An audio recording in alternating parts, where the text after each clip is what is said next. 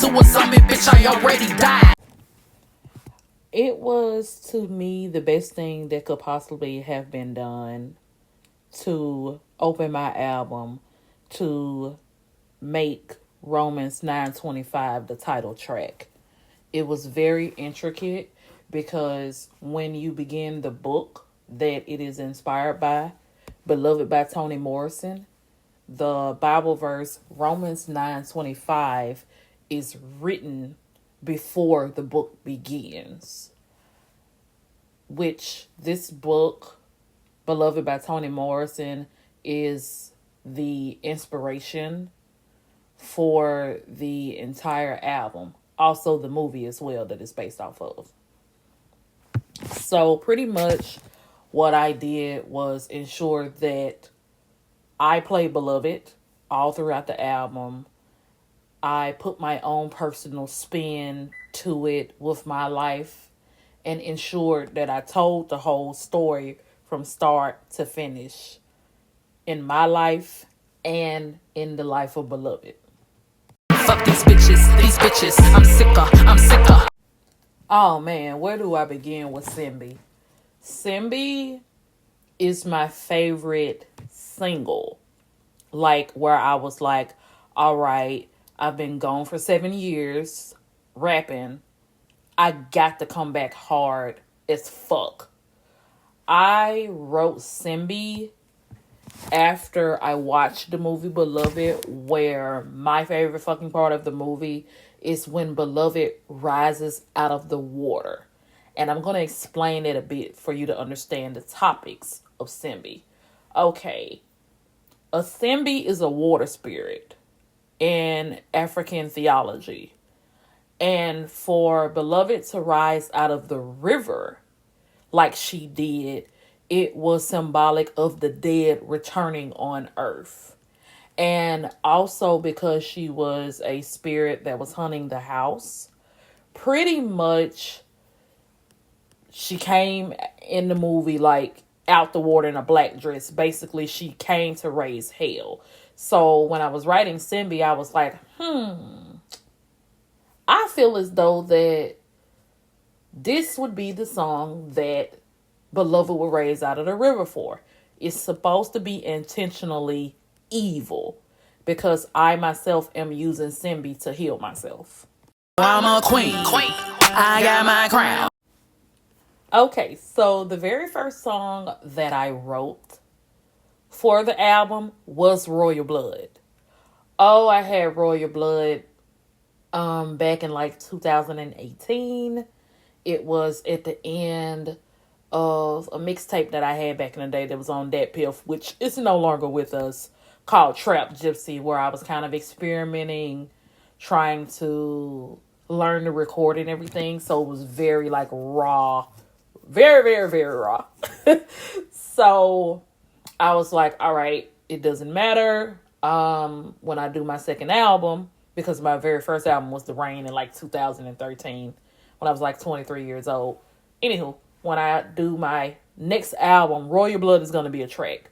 So I had the song and what I was going to say, like lyrics, in 2018. And it took me until 2022 to find the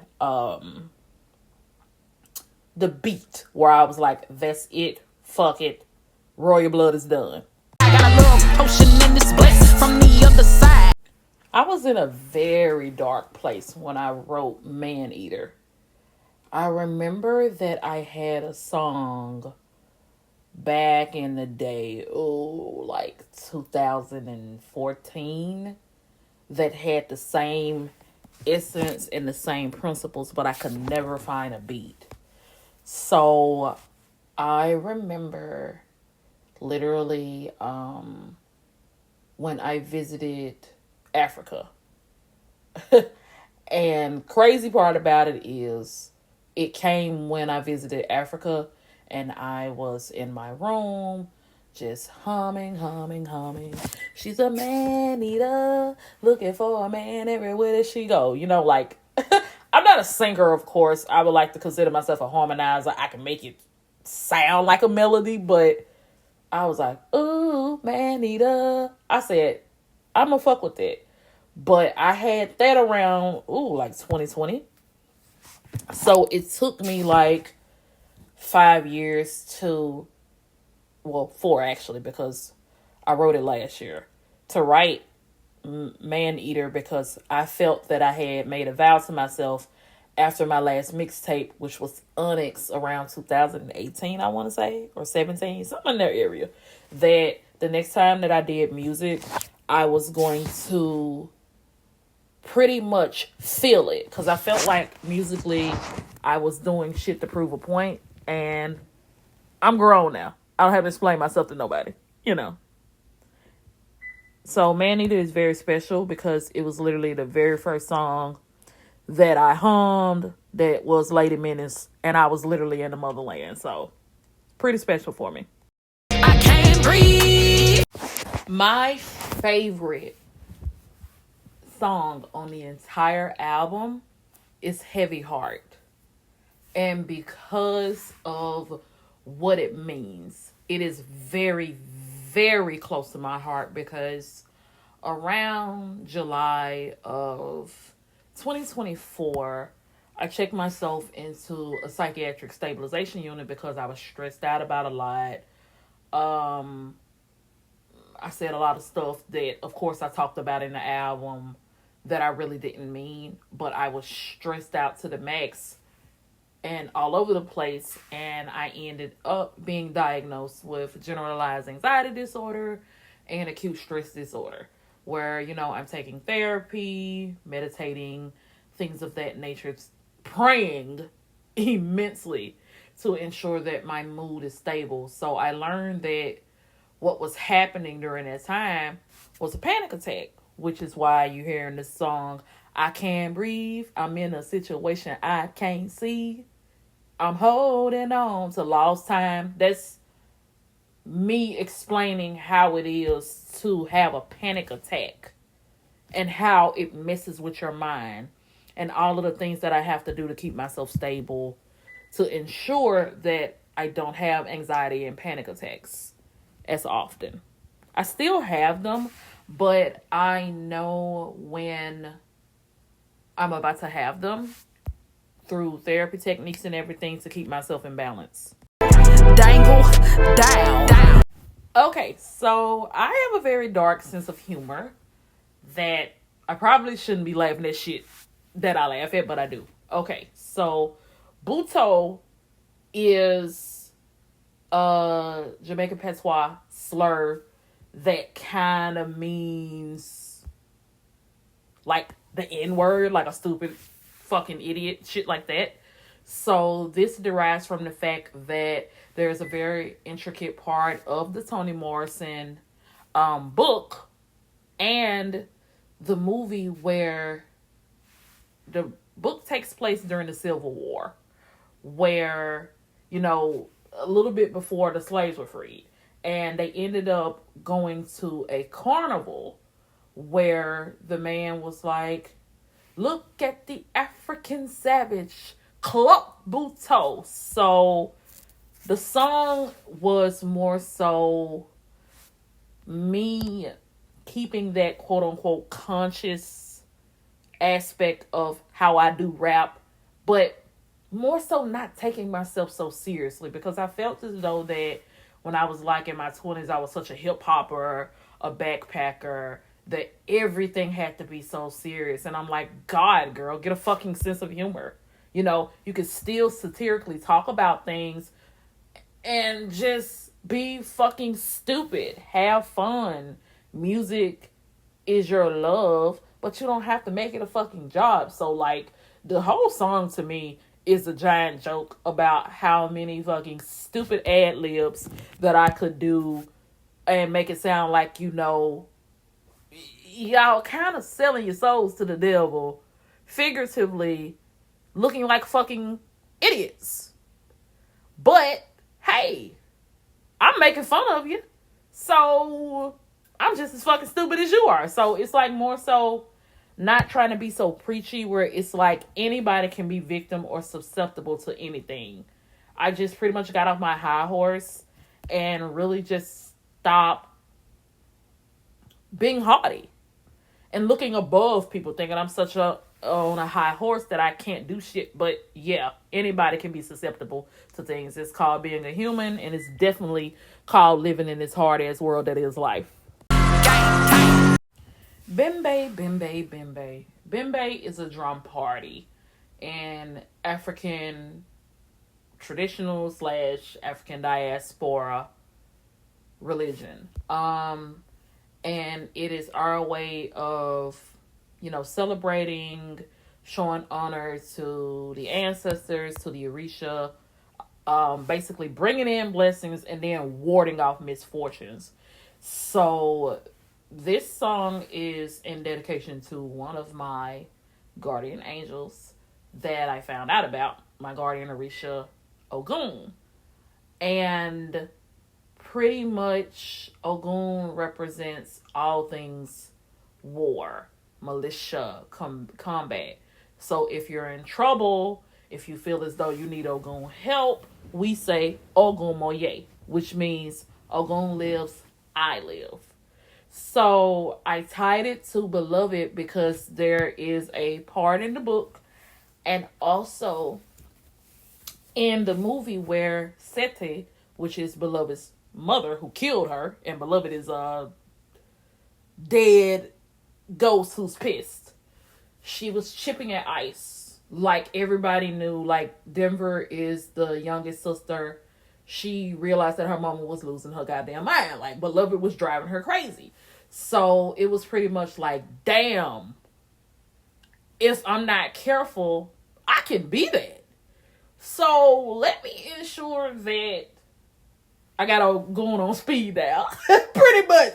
That's what I wrote. Like, it when I said the spirit of wrath, it's sitting next to me. I had an experience where I was so in my head and I was so all over the fucking place where I felt a presence and I'm like, oh my God, that's when I knew. I'm like, I'm feeding this shit. So let me ensure that I do everything that I do on a daily basis to keep me clear, because anybody can be susceptible to malevolent energy. They calling me. Oh goodness. Every time I think of Choke Cherry Tree, I really want to cry. And I want to let y'all know that at first I had like this fucking script that I was going to read off of. And I'm like, it's not real at all. You have done so much work on yourself, continuously doing work on yourself to not feel so robotic. Like, talk to the fucking people. But Choke Cherry Tree is based on a conversation that I had with my ancestors at my ancestral altar, where I felt like, before I realized that, my issue was having an anxiety disorder. I used to have a lot of panic attacks and I didn't know, which I learned from my psychiatrist and all of that. I felt like a failure. And I was like, man, my ancestors got choke cherry trees on their back, which also comes from Beloved, the book and the movie, where the choke cherry tree represents her being whipped. She's an ex-slave. So I'm like, man, my ancestors got choke cherry trees on their back and I'm sitting over here fucking complaining about my life. I'm like, I'm a disgrace to my ancestors. So they call me and they're like, when we were being beat, when we were being bruised, all of these things, baby, we weren't looking for favors from the next generation. You owe us nothing. All we want for you to do is live. And all of the sacrifices that we made so that you can live, it's all that you owe us. So it's pretty much literally a conversation that I had with my ancestors. Hush, please just hush. Okay, so Hush Harbor, I kind of got in my little delusional tip, y'all. And I was like, fuck it.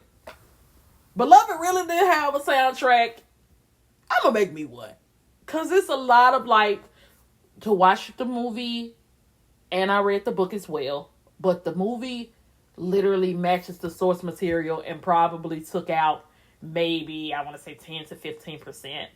But it was very good source material in my eyes. Can't speak for the late, great Toni Morrison and how she feels, Because I really don't know how she feels. But I feel as though that me as a reader of the book and a watcher of the movie, the source material was together.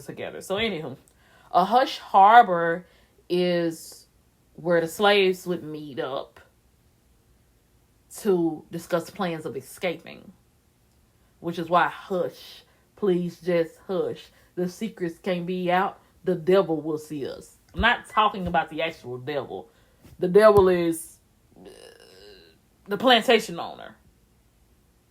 And I pretty much used that idea and applied it to my life, where I was like, I sometimes struggle with breaking this generational curse. When each generation, it appears we're getting worse. And it's like I said, I used to have this very haughty, arrogant attitude above and better than people. And of course, I know for a fact that I'm still susceptible to it. So I try to keep myself in balance, where I'm like, I felt so guarded about hiding for a while that, I'm not Christian.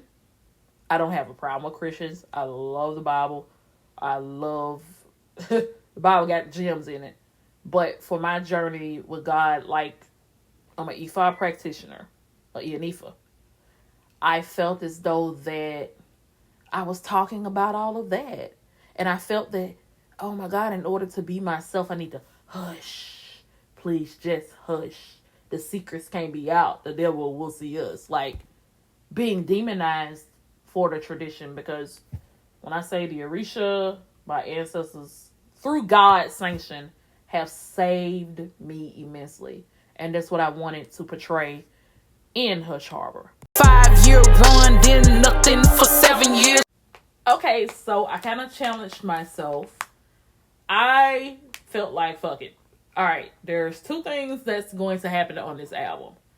First of all, one of the songs have to be named Beloved, or at least a wink to it.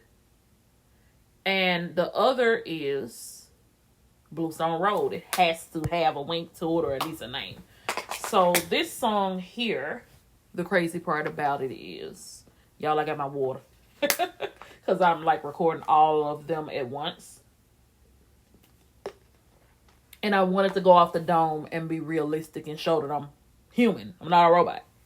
So this particular song is very special because I thought about changing my name, y'all.